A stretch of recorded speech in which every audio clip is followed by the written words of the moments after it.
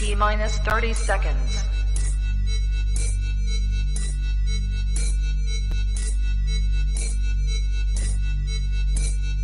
T minus 20 seconds.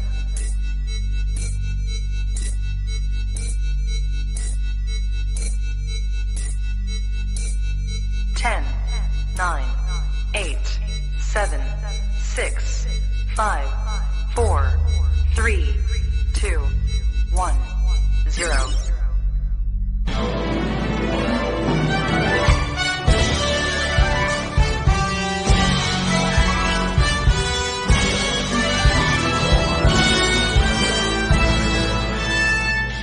It's your Manchester.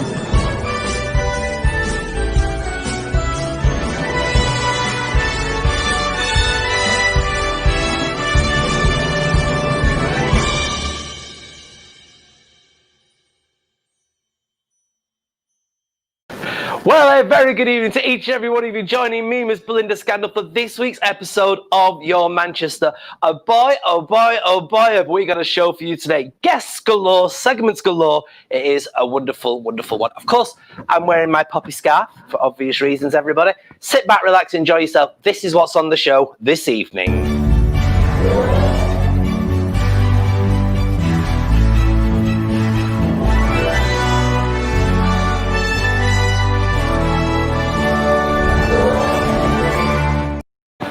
So our first, hello? Over here. So our first guest this evening is an absolute, I looked like I was thin then for a second. That was a moment. Our first guest this evening, everybody, is a lady that needs very little introduction. She's a dear friend of mine, and she's been doing this wonderful job we call drag for a very, very long time, everybody, and she's just doing amazing with it. She's done RuPaul's Drag Race UK. She's had singles out, hits out, everybody, hits out, and she's here today. Please welcome Miss Divina De Campo, everybody. There we go. Solo today, Divina. I am absolutely, my tenor lady is overfilled with joy. It really is. How are you? I'm really good. Yeah, I can imagine that you're excited. I mean, you're so excited, you nearly got the name right. And you know what's annoying about that? I've spent all week typo checking everything that's going to come across the screen, and then I go and get it wrong. You're looking very glamorous in your nice sort of Harley Quinn sort of hair.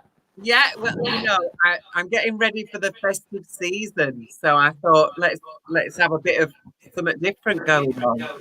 Because you've got a hit coming out, haven't you? A hit. I've got a new thing. I think it's going to drop on the 20th of November.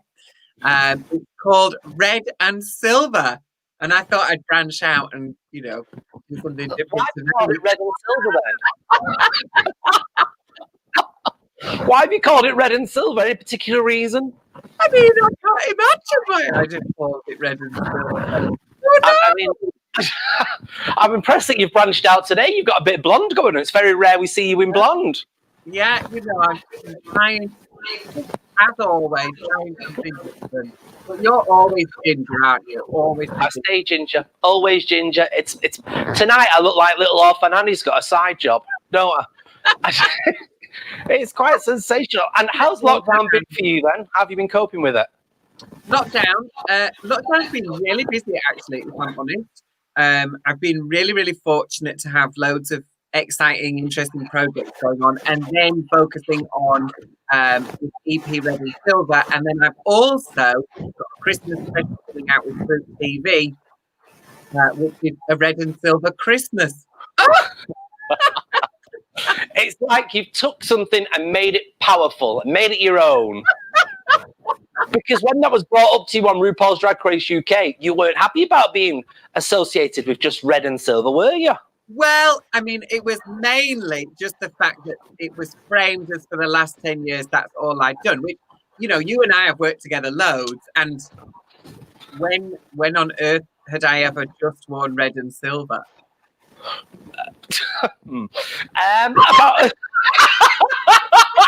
How do you answer that without insulting your guest?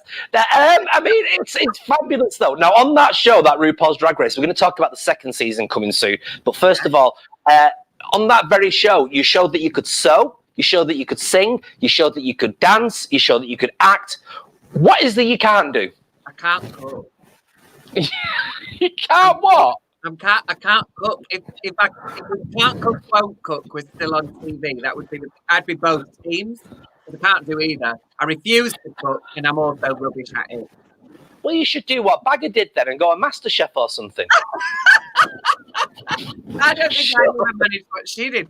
You'd have curry baked beans, if it would be curry baked beans on toast. That's what you get into. And you'd be blooming grateful. I'll tell you that for nothing. So, this new single you're bringing out, then, what type of music is it that we're going to be listening to? What genre? Because you do everything, so that's why I ask. Yeah, on the EP, there's a real mix of different things. So it's 4 different tracks. Red and Silver is my take on a real like Christmas classic. It's like a Bing Crosby, Judy Garland, that kind of Christmas song, but also with a bit of a capitalist commentary in there as well, i.e. go and buy all of my merchandise. And actually do, please. I've got bills to pay. And then hence why I'm here. It also then there's like a track which is called Slay the House Down, which is a sort of an early 2000s, late 90s rappy track. So it's very sort of Too Unlimited. That's, still poppy, but a bit more, also a bit of a joke. And then there's Stuff My Stocking, which is a love letter to Father Christmas. Where's the research for these song titles come from, please? It's a lifetime of misspent hours, Oh, dearie me. Are you still working with the other two, by the way, doing the act with the other two girls? Absolutely, yeah. Prop Destroyers are coming at you. Yeah, you wait. You're not ready to what's coming. This isn't a separation of the girl group then at all, is it? No, not at all. This is, lots of people make music and it runs concurrently with what else they're doing. And that's all what I've done anyway. Like, I've been writing music for ages. I just didn't put it out.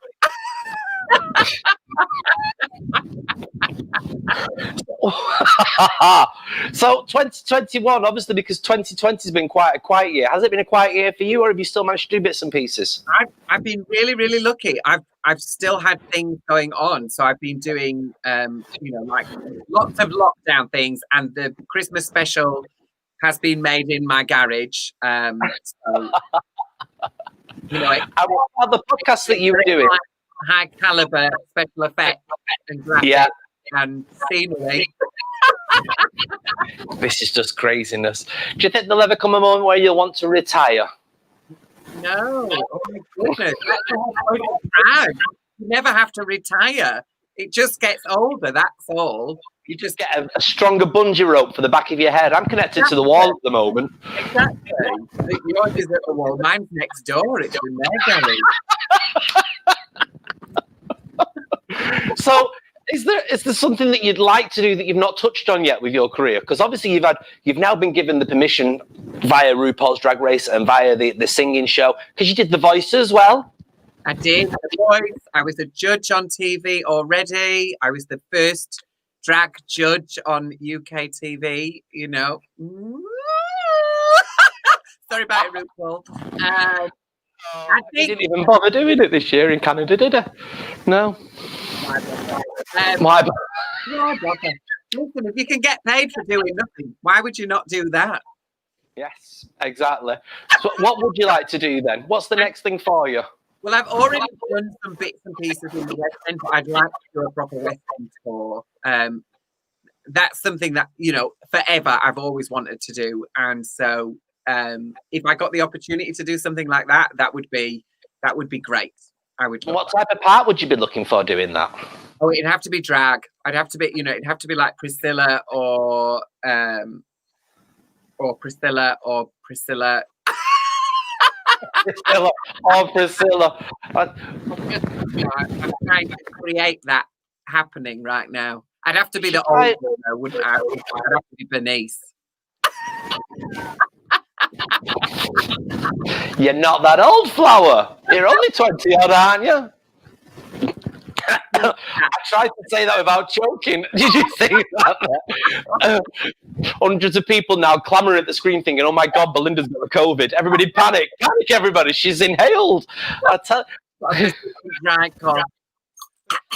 I'm not allowed to get ill. Do you know, I have to say this year has been the only year, physically, mentally, I'm absolutely screwed, but physically, this is the only year where I've not had a cold, and I can't fathom it out at all.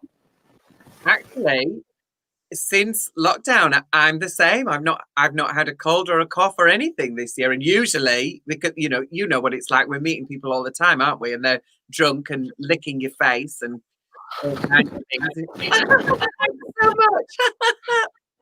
Oh dear. You're always so cheerful. You're always coming across as so cheerful. Perhaps recommend to our viewers how to stay so cheerful. I mean, it sounds very airy fairy, floaty, hippie. I am a bit of a hippie, so. But I read The Secret about 15 years ago or more, and that had a real profound effect on how I approach situations. It is a practice, though. Like you can't just read it and then it's done. Like you have to kind of put it into practice and really work at it, at creating those positive feelings and thoughts. And because naturally I'm quite a pessimistic person, and because I'm so anxious, I'm always looking for what's wrong with something and how can I make it better. So it's about shifting that and making it more about what is it that I want rather than what is it that I've got that I don't want. It's what is it that I want, and I prefer being happy to being miserable. We'd never have guessed. We would never have guessed. Whereas I'm the opposite. I love nothing more than sitting here and just being a grump. I find it's very therapeutic. Nobody ever accuses you when you're working then of what's up with that person. They're not smiling tonight. I don't smile. What's the point? End of. Davina, when's the single out again, please? This single, the EP, is out on November the 20th, and it'll be on pre-order this Friday. And what's the message? The message is have a nice Christmas and buy my stuff. Divina De Campo, thank you so much. Davina, everybody. I love that woman. I really do. She always cheers me up. Now, we like to mix things up, and don't forget still to come tonight. We are going to be having a proper conversation, everybody, with Emma Kenny. Who you might recognise off the television, Psychologist, and absolute, to me, over the last few weeks, has been a godsend. So we're going to be speaking to her. But before that, let's send me totally around the edge by seeing who Hayley has got as a special guest on the Box.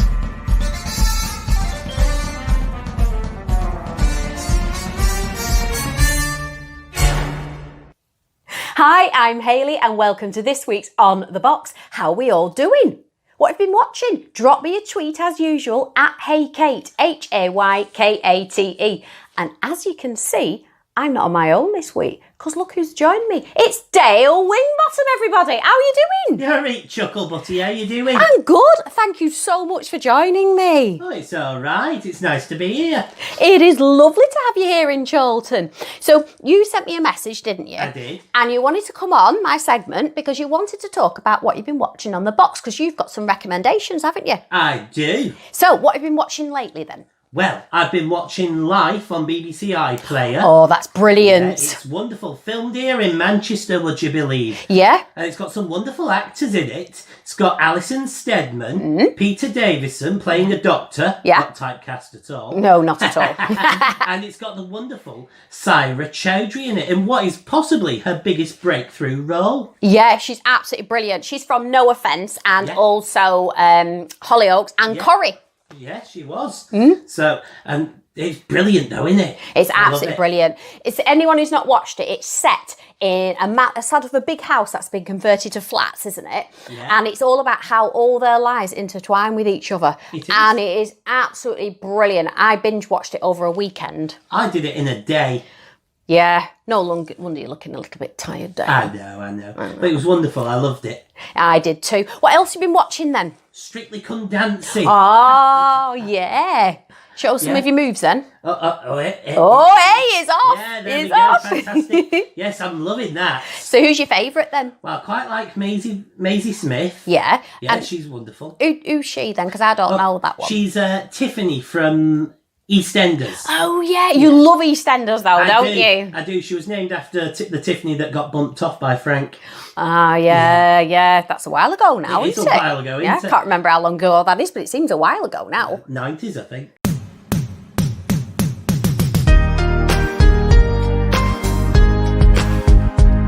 So who else do you like on Strictly then? I like Bill Bailey Yeah. and Oti Mabuse. And Yeah. I also like Nicola Adams. She's with Katya this year. Yeah, Nicola. I love Nicola. Isn't she lovely? She's a cool girl. I Yeah. really, really, really like Nicola. And she fought for having a same gender partner. She did fight for that, and it's wonderful. You know, she's just a great lass, really, isn't Oh, she? yes. It's a milestone. This is a milestone, definitely, There we go. definitely. So what else have you been watching? Anything else? Yeah, I've been watching myself. You're watching yourself? Yes. Yeah, because you've got your own show and it's called I Dale do. Wingbottom Show, isn't Yeah, it? the Dale Wingbottom Experience. Yes. And we're available on TikTok Yeah. and Instagram at the moment because obviously we can't do the live shows and everything No. because of this whole business. Yeah, all the COVID business. Oh, yeah, that business. What is your @handle for Instagram? Can you remember? It is at Real D Wingbottom. There you go. There you go. So you heard it here first, folks. Do go over to You said Instagram. do. Do. Did I say You do? Do go over to Instagram and have a watch of what Dale does, because you've actually interviewed me, haven't you, in the I past? have, yes, it's Yeah. wonderful. So I do all sorts of stuff on there. The thing we're running at the moment is Guess the Theme Tune with Evil Clown. Oh, Evil Clown's one of my favourites, apart from you, obviously. Oh, yes. Because you're just gorgeous, aren't you? Definitely. Evil Clown. Oh, yeah, he's not here at the moment. He's off planning his next world torture. Oh, good grief. Well, on that note, we'll end this tonight and we will see you. Well, I will. I'm hoping you're going to come back. Oh, yeah, I'll come He'll back. come back. He'll come back. I'll see you next time. Bye. Bye.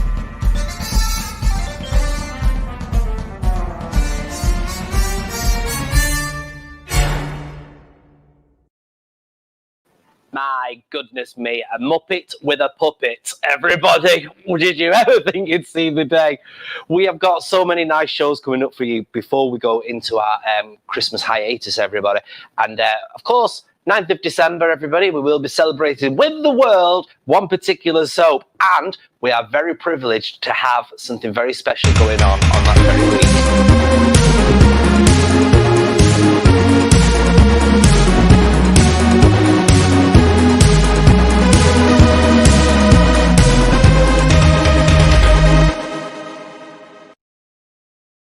That's right, everybody. The Julie Goodyear collection will be coming to the studio. We're going to be talking jewellery, everybody. All the lovely jewellery will be right here. And we've also got some special announcements as we get nearer in regards to Corrie for you as well. We're moving on now, though, everybody, as we talk to our next guest. Now, she's a lady called Emma Kenny, and you may recognise her from the programme this morning. Now, she's a TV presenter and a psychologist, and she's doing some amazing, amazing things at the moment. So, good evening, Emma. How are you? I'm good, thanks. Thanks for having me. I was enjoying listening to all of that then. Thank you very much indeed. A bit of Corrie. Can you believe it's been 60 years? I can believe it's 60 years. It does feel like it's been on my entire life. Yeah, it does, doesn't it? Now, you're from Manchester, aren't you? I am. I'm just a Bury girl, born and bred, grew up here, never left. Right down for the tram, eh? Right down for the tram. Now, you've been instrumental over the past few weeks with another 42 people. Perhaps tell us a little bit more about that. So I've been involved with a group called Recovery, which is basically asking the government for 5 particular things to change the way that we are with the government. And part of that has been to get psychologists together who feel really, really angry and really moved by what's happening in our society at the moment. And we've got together and created this letter to the government called Psychology Counts. But that's done in tandem with lots of other lobbying, where we're just trying to get people to understand the long-term implications of what lockdown does and has on our community, but most of all on our children. So it's been this independent experience gathering mental health practitioners. It's now up to thousands and thousands of signatures, but also trying to coordinate that with getting involved with somebody called Recovery, which is trying to get the government to think about changing the way that they're dealing with the current situation and climate. Because I don't know if you'd agree with me on this, but as much as the physical situations are clear with this pandemic and the lockdowns, the mental implications must be rife as well. I mean, what drives me insane, and to anybody listening, if you are watching this and you feel afraid, please stop, because the data is there. One of the things that I've struggled with is the media tell you a story, and understandably people trust the government, trust the media. But if you dig into the reality of the data, you don't really have anything to be afraid of. There has been a horrible illness, as there have been in previous pandemics, but it's not what they expected it to play out like. And now we know the impacts of the physical ailments. We know how to treat it better, and there's miles better outcomes. And actually, you shouldn't be too worried. Like, the average death is 82.4. The average death in the UK is 81. So we have to be realistic about that. But what we do know is catastrophic are the mental health issues, particularly when you look at safeguarding. So safeguarding means that we protect children from abuse, harm, and neglect. That's all the government has done. They've abused, harmed, and neglected children. They've let their education fall apart. They've put them in masks. They've made them feel completely foundation-wise just taken away from them. All of those things are happening before our eyes, and also they've traumatized people for months. This is a big problem. We've had fear pumped into our society, a narrative where people's whole experience of what they thought was secure has been eradicated. And we are now also dealing with mass unemployment. 3 million people haven't had one penny of help. 14 million people are poorer now than they were before. So when you think about mental health and physical health together, they are very much around foundations of security, such as working and employment and education. And then finally, just to add to that, it doesn't help when Matt Hancock decides to start talking about the fact that now they've got this amazing study suddenly, which says that, 1 in 5 people won't recover from mental health issues because of COVID. So now they're even trying to say that COVID is the reason for mental health decline. And so I'm very openly and very actively speaking out against this narrative. It's skewed and it's unfair. Are we aware of suicides and perhaps the increase of alcoholism as well? Is this something that's increased? It's one of those things, again, it's amazing how they wheel out studies. They can wheel out a study that suddenly gets peer-reviewed quicker than I've ever seen studies peer-reviewed before. But, trying to get one that's actually based on reality is quite hard to get through at the moment. And people who work in that field would know exactly what I mean. So anecdotally, what we can say is the Samaritans have said that they think that suicide's going up. The ambulance service has as well. They've just done a study which Nadine Dorries was gleefully tweeting yesterday. I use the word gleefully because she was the apparent mental health minister. She suggested that suicide hasn't gone up because in the 3 months of lockdown that they compared with the 3 months directly preceding it, not the one the year before, and actually anecdotally that could have removed stresses for people furloughed, so it's not a good comparative. They've actually found that it's not risen by any more than 7%, which is what we expect on a year-to-year basis because we're so bad at managing mental health in the UK. But that was something she was celebrating. But that's not an effective measure. It was out of 9 million people. So the chances are they just selected the areas very nicely, and that's the results. I definitely agree. We know alcoholism has gone through the roof. We know addiction is. We know self-harm has. These are all things that we can evidence in research. That psychology counts. If people want to look at that, you can go on psychologycounts.com and all the evidence is there that I'm demonstrating and talking about now. But I do feel it's got to a point now, particularly coming from a working class background in Manchester, I'm really worried about my people, so to speak, and I'm sure you are, the people that don't have a voice and the people who are marginalised and who are poorer than ever. It's just wrong. It's for me, this year has been very, very scary, but I'm not sure listening to some things, whether I've been scared by what I've been told and whether I'd be as scared if I'd just been put in lockdown and not given all these bits of, little niggly information. I think the most important thing was that lockdown has been proven to be completely unsuccessful. Unless you look at somewhere like New Zealand, where they've just basically closed the borders. Well, that's not very good because it'll open the border and vaccines aren't 100% safe or 100% useful all the time. So it's not going to be something they can avoid. If you look at Sweden, they've done really well. Obviously, they had more deaths at the beginning, but that's leveled out massively. And the UK, I think Boris probably did want to do that. They wanted to go like Sweden and then got taught to not do that. So he kind of went against it. It was too late. Since then, it's just been ridiculous. I mean, before we went into lockdown this time, they just brought out a pile of data that was lies and then went, oh, yeah, we've got the data now. It turns out it was all lies, but let's just stay locked down. What is happening to our country? That's driving me mad. Of course, the next thing now that the government are quite, as you would use the word, gleefully promoting is the vaccines are literally just around the corner. And are we to worry about that now? Magic vaccine that's just arrived with 90% efficacy. I mean, 90% efficacy. I mean, don't get me wrong, listen. Vaccines have done wonders as far as things like measles and mumps. You know, even though I wasn't vaccinated as a child, I vaccinated my kids. I think that there's lots of positives. But when it comes down to a hastily rushed through, no matter how effectively monitored it is, the fact they've removed liability from the pharmaceutical companies, meaning that you can't claim directly from this pharmaceutical company if they injure you. That worries me. If it's trustworthy, don't do that. But the other thing is that most people aren't going to need it because it looks like we've reached some community immunity. Now, listen, I think everyone should be allowed to have a choice. And if you want a vaccine, you should absolutely have one, because that can give people real reassurance. And if that's how they feel, that will be good. But now I'm not going anywhere near it. Not for 25 years. You know, when I've got the research evidence and time frame, I'll look at it. Well, this is it. They're promoting it like it's like the saviour of saviours. And actually, they've done very little research, because we've obviously not tested it on millions of people yet, have we? So how can they promote it? Well, because there's a lot of money in it, isn't there? There's a lot of vested interests in all of those things. And I think as well, when you start kind of looking at what they're saying, you have to look at parameters of vaccines. So the parameters of vaccine doesn't necessarily mean that people won't die of COVID or get really sick of it. It might just mean that it removes certain impacts of that particular illness. So you have to be very careful when you look at vaccines and what they're meant to do. And I definitely have seen today some research by scientists who are really unhappy with it. But like I said, it feels like if you say that now, psychologically, there's this real division, which is you're an anti-vaxxer. Well, I'm not an anti-vaxxer at all. And I don't have an issue with lots of medications, but I'm anti being told that it's mandated. So if they are going to stop people going to football matches, if they are going to stop people going to work, that's mandating by another door. And to be honest, the minute that anybody accepts that, whether you're pro or anti-vaccine, you have basically invited ownership of your body by the government. At the moment, you're not allowed to have sex as a single person.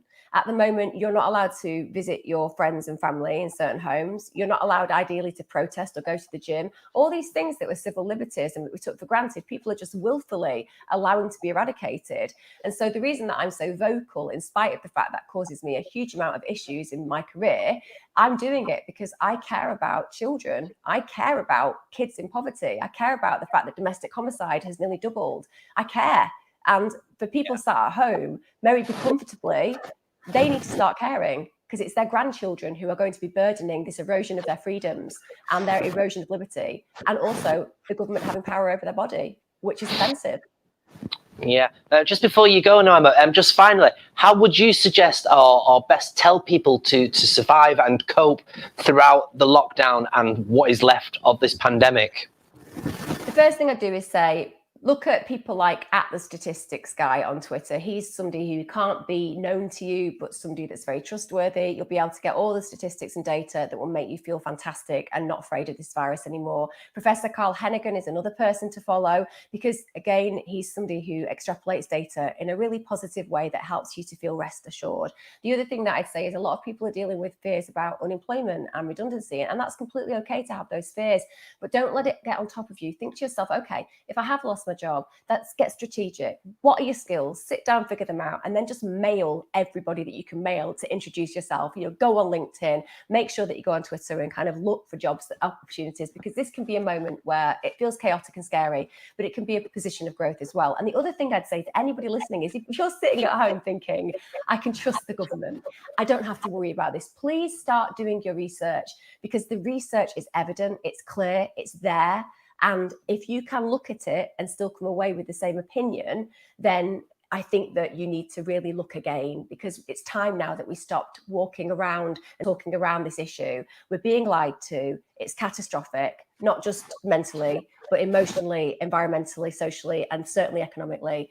And it's time to say no, because we need to protect our children. Emma Kenny, thank you very much for your time today. Thank you. Absolutely fantastic, everybody. If you are at any point a little bit lonely, we've got some numbers that I think we'll bring up at this juncture, everybody, to bring up for you. If you are feeling worried or concerned about anything, these are the numbers to ring. We've got the Samaritans. Of course, you can contact them on 116 123, Mind on 0300 123 3393 or Calm on 0800 58 58 58 or Sane on 0300 304 700. All numbers to keep around with you, everybody. To keep around with you. Let's turn it to a different note, everybody. Now, Christmas is rapidly approaching, and there's a lot of these wonderful companies that give you the opportunity to have a mystery box. So if you're unsure about what you're going to buy for them and you're not sure what to do, there's one company that's doing absolutely wonderful with some of their things, and we're going to be unboxing one of their boxes in just a few minutes. But let's have a look at this company known as $500,000. Everyone wants to surprise their loved ones from time to time. But this simple act of gratitude leads to unnecessary anxiety for most people. As a result, some spend too much time in choosing the right gift. And some just scrap the idea of gift giving altogether as it is too stressful. We at $500,000 want to take the anxiety and stress of selecting the perfect gift so that you can spend more time with your loved ones. From our rigorous research and customer feedback, we have a good idea about what a person might want depending on their profile. Whether it can Christmas, family reunion, sharing gifts at work, birthday, or any other occasion. We at $500,000 can spice up your occasions with a whole lot of fun. So, for just £15 you can gift quality products across Europe. Free shipping for customers in UK. If an item is spoilt or damaged, we will send you another item. We also place your message for your loved ones next to the gift box. To get a more in-depth idea about the gift roster, add-ons and international shipping, please visit www.500,000.eu.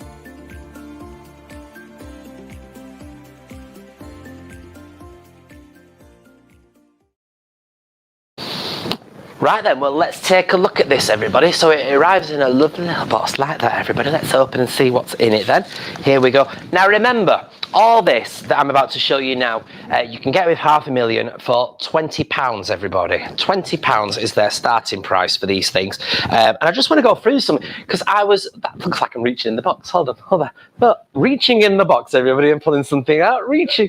Very good. Yeah, so prices start from 20 quid.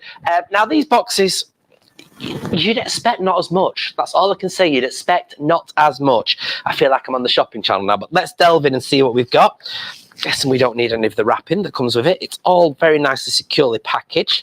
Oh, let's do the first most important thing. Chocolate bar, everybody. A chocolate bar. Let's do that on the close-up. Are you ready? And a chocolate bar, everybody. Let's keep on that shot. I like that. We've got a chocolate bar there. What else have we got here? Let's have a look. You get a smart bracelet, everybody. A smart bracelet, which is I'm guessing it's your health steward, as it's bragged as there, everybody. So you get that as well. Let's see what else. There's loads of stuff in here. There's a cable. I'm guessing we've got something with USB coming up in a minute. Yeah, everything needs charging, so they've put one in. Let's see. Oh, there's another cable. So you're not short of your cables, everybody. You're not short of cables. Don't forget, this is called $500,000, okay? And my favourite thing in this, although maybe not the ones that you might want to go for, we've got AirPods. AirPods, everybody. And do you know my favourite thing about them? I don't know if you can get this with the competitor, but these are actually in a nice blush pink colour. So you've got your nice blush chargeable AirPods, everybody. Isn't that lovely? Now, you'd think that'd be enough for 20 quid, wouldn't you? You'd think that'd be enough, but it's not. Because also in here, everybody, move that out of the way, you get a humidifier. Now, let's have a look at this, because this looks very, very smart. A humidifier, something that you need as we approach winter, everybody. That's not a cigarette, that goes into there.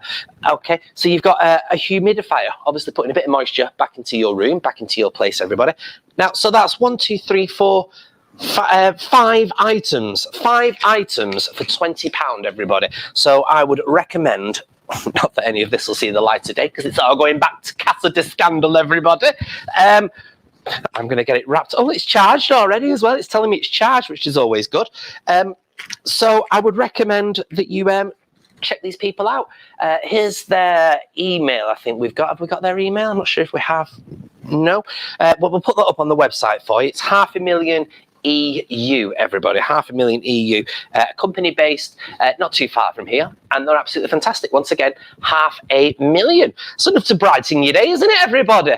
And if that's not enough to brighten your day, then this just might.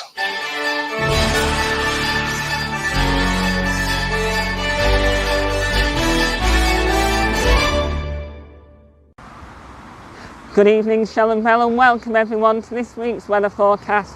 And I'm Paul Rudd. Let's take a look at this week's weather outlook. Thursday is looking sunny and cloudy with the temperatures of 10.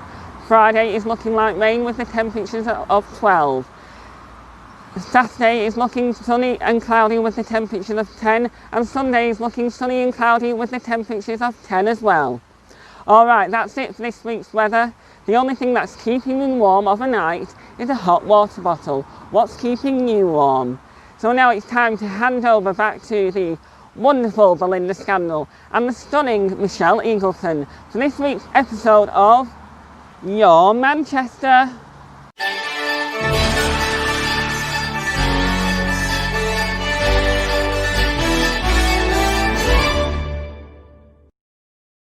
Well, what an absolute, look, got a battery going now. What an absolutely fantastic show, everybody. I think I'll just sit down again. I think that'd be easy, wouldn't it? There we go. What an absolutely fantastic show we've had today, everybody. Now, next week, we've got another fantastic show lined up for you. And if you need to know more, then check it all out, everybody. We've got the wonderful Julie Goodyear collection.